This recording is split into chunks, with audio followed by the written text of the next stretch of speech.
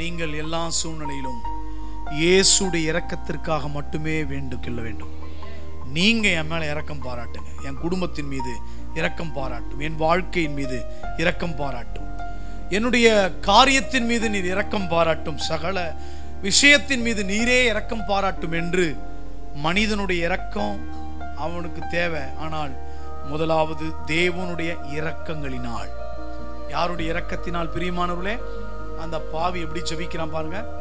பாவியான என் மேலே இரக்கமாக கிருபையாக இறங்கும். ஒரு குருடன் ஜெபிக்கிறான், இருள் நிறைந்த வாழ்க்கை, தாவீதின் குமாரனே எனக்கு இறங்கும் என்று ஜெபிக்கிறான். இப்ப என்ன அர்த்தம்? இருளான வாழ்க்கை, ஆரம்பத்திலிருந்து இந்த நாள் வரைக்கும் இருள் இருள் இருள் இருள், எந்த காரியம் எடுத்தாலும் இருள். இன்றைக்கு இருள் நிறைந்த இந்த வாழ்க்கையுள்ள பிள்ளைகள் இயேசுடைய மன்றாட்டை, இயேசுவின் இரக்கத்தை கேட்டு நீங்கள் மன்றாட போகிறீர்கள். என் மேல உங்க இரக்கம் வேணும் ஆண்டவரே, உம்முடைய இரக்கத்தை நீர் காண்பித்தருள் ஆண்டவரே, உம்முடைய இரக்கம்தான் எனக்கு தேவை என்று செபிக்கும் பொழுது அந்த இரக்கத்தினால் தேவன் காசு பணம் அலைய வேணாம். இந்த கிருபை இரக்கம் இருந்தால் காசு நம்மை தேடி வரும். இரக்கம் இருந்தால், அந்த கிருபை இரக்கத்திலே முடிசூட்டப்பட்டால் நமக்கு தேவைப்படுகிற நன்மையை, நன்மையான வாழ்க்கையை யார் ஃபிக்ஸ் பண்ணி தர முடியும் தெரியுமா? ரட்சிக்கப்பட்ட தேவ பிள்ளைகளுக்கு நான் ஆலோசனை கொடுக்கிறேன்.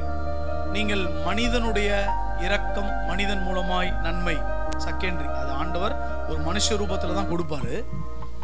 ஆனால் நீங்கள் தேவனிடத்தில் தான் அதிகமாக நன்மையை கேட்கணும். ஆண்டவரே, நீங்க எனக்கு இந்த நன்மையை செய்யும், நான் இந்த இடத்திற்கு புறப்பட்டு செல்கிறேன், கர்த்தர் எனக்கு ஒரு பெரிய நன்மையை செய்யும், நான் இந்த மனிதனிடத்தில் போய் இந்த விண்ணப்பம் செய்ய போகிறேன், இந்த மனிதனிடத்தில் எனக்காக நீர் பரிந்து பேசும், இரக்கம் செய்யும்.